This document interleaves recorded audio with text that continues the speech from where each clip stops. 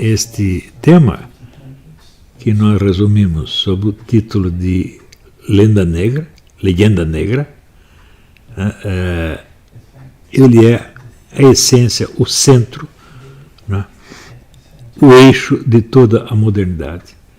Tudo mais que aconteceu tem importância reduzida em face disso, porque tudo foi função disto. Vocês estão me ouvindo agora, pode pensar que eu pirei.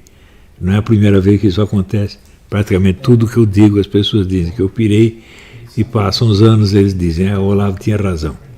Mas, então, eu lembro sempre aquele negócio dos 36 estratagemas chineses, que o truque é sempre você perceber os males e os problemas enquanto eles ainda estão em germe, né? Porque se você percebe depois que eles cresceram, daí você não pode fazer mais nada, né? E eu já, sinceramente, eu já estou com o saco cheio de avisar as pessoas em tempo e ver elas não fazerem nada, então elas se estrepam, né?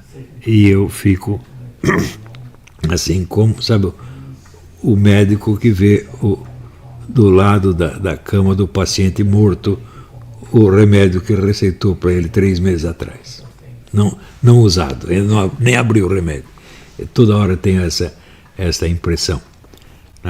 Agora, por exemplo, todo o pessoal ficou muito espantado com essa sentença do Faquinha, né, inocentando o Lula de todos os processos que ele levou, e o pessoal percebe que há algo muito sério acontecendo, algo muito grave acontecendo. É um golpe de Estado em preparação para recolocar os comunistas no poder, custe o que custar. Isso com a ajuda dos maiores bilionários e de toda a mídia, né, e inclusive do STF inteiro. Né, e alguém percebeu que isso está acontecendo, e esta semana, inclusive, houve alguma repercussão disso no meio militar.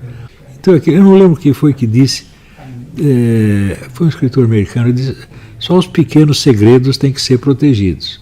Os grandes segredos são protegidos pela incredulidade pública. Você fala e ninguém vai acreditar. Por que não vai acreditar? É muito simples.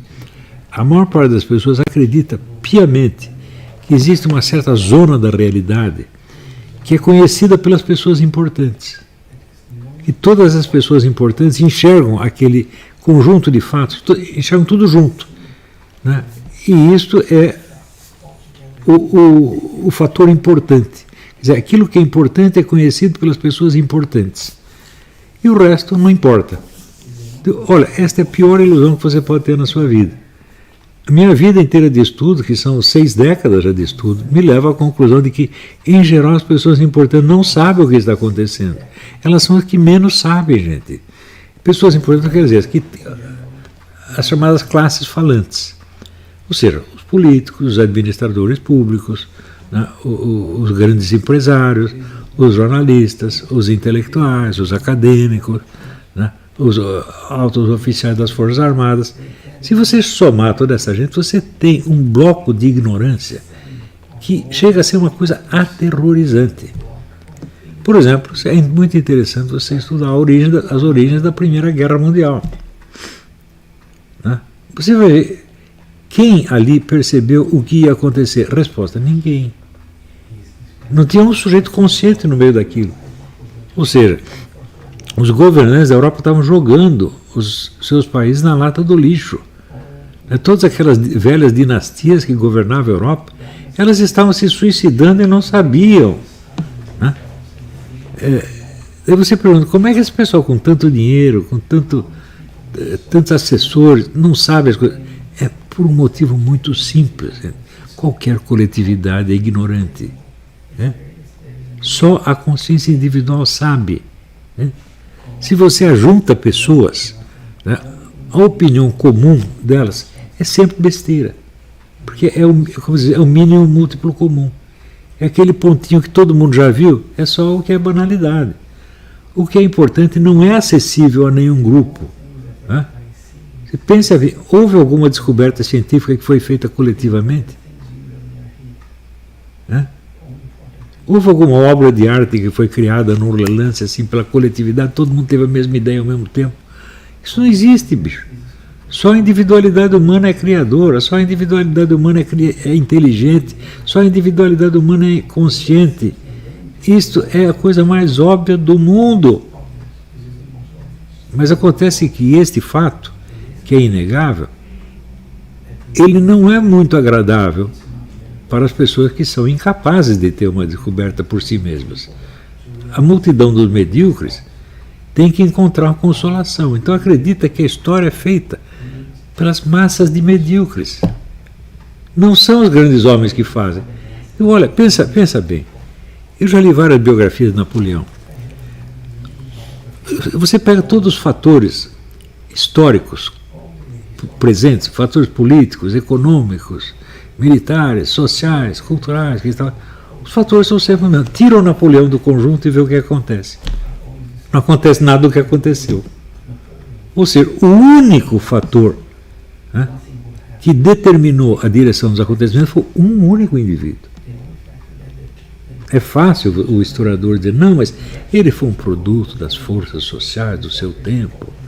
Então, junta todas as forças sociais de qualquer tempo, você não produz o Napoleão. O Napoleão foi Napoleão porque ele quis ser Napoleão. Não há outra explicação. Você vê a biografia do cara, desde pequenininho, ele queria ser um cara especial e foi um cara especial, pô. Ele não pedia conselho para ninguém, ele decidia tudo sozinho, né? Quando está todo mundo perdido, ele enxergava o que dava para fazer e fazia.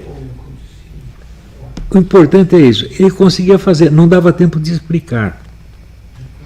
Tanto que as batalhas de Napoleão só eram bem sucedidas quando ele estava pessoalmente no comando.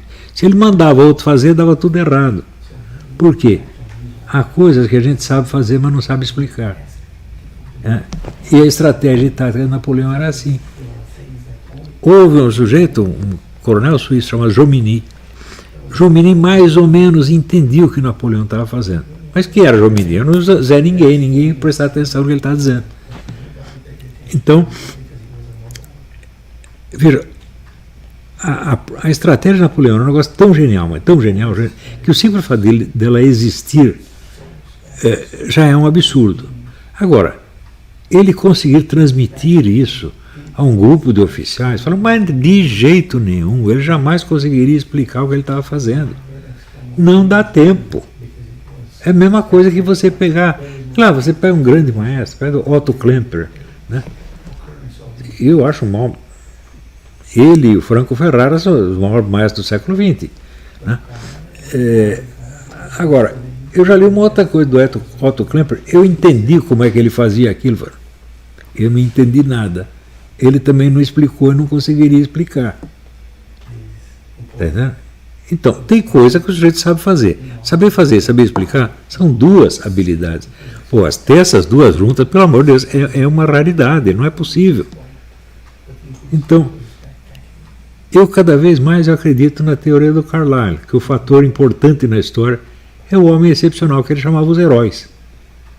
O fator mais importante na história não é o fator econômico, social, cultural. Não, são indivíduos. Porque esses outros fatores, se não aparece um indivíduo para condensá-los e lhe dar uma direção, simplesmente não acontece nada. Se você juntasse todos os generais romanos, você conseguia fazer Júlio César? Não dá para fazer, meu Deus do céu. Né? Quando você pega, né, aquelas invasões bárbaras, né, tipo Tamerlão, quantos chineses precisavam somar para fazer um Tamerlão? Não dá para fazer. Então, e na esfera intelectual, na esfera do conhecimento, é a mesma coisa. Onde há um consenso de opinião, você juntou os 200 bilionários, né, os bilionários contrataram os maiores assessores, economistas, sociólogos, psicólogos, só vai sair besteira, gente. Né? Por quê? Nenhuma comunidade tem o poder de síntese que tem um cérebro individual. Então eles conseguem enxergar pedaços, mas não conseguem juntar. É a mesma coisa, você pega assim, a melhor orquestra do mundo, põe ela para tocar sem maestro. É isso que vai dar. Está entendendo?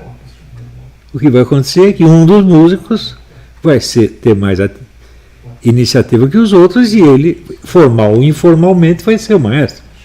Pode ser o cara que está tocando tambor lá no fundo. Se ele é o cara que sabe o que está fazendo, todo mundo vai seguir ele. E é isso que acontece. Então, isto aqui é uma coisa que eu quero que vocês metam na sua cabeça para sempre. Nunca esperem confirmação das suas opiniões da parte de nenhuma entidade coletiva, nem mídia, nem universidade, nem forças armadas, nem ministério, nem mesmo a Igreja Católica, meu Deus do céu. A Igreja Católica é infalível em matéria de doutrina e moral, mas ela não é infalível em matéria de diagnóstico histórico social. Ao contrário, o número de vezes que errou, se você pegar o Concílio Vaticano II, lê as coisas que o João XXIII esperava obter com o Concílio Vaticano II e obter tudo ao contrário, e foi um erro monstruoso. Vamos renovar a igreja. Quase acabou com a igreja. Ele era burro? Não. Ele era um cara maligno? Claro que não. Mas acontece que, se você somar todo o concílio, né, o que vai sair dali? Só besteira. Pelo simples fato de ser um concílio. Porque o concílio tem duas alternativas. Ou ele segue a doutrina anterior, que foi dada pelo próprio Cristo, e se mantém ali direitinho e não inventa nada, ou vai fazer besteira. É uma coisa muito simples.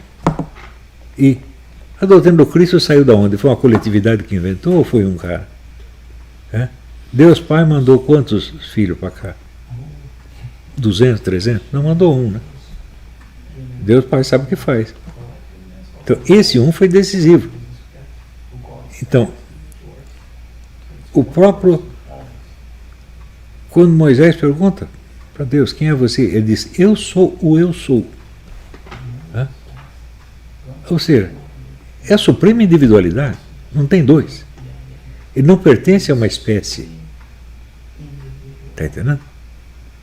Ele é a própria ação de ser. E só tem um, isso só pode ser representado por um. Não é isso? Então, veja, a unidade de Deus e a unidade do ser humano são coisas que nós nunca podemos esquecer e é talvez a coisa mais ignorada de toda a civilização moderna.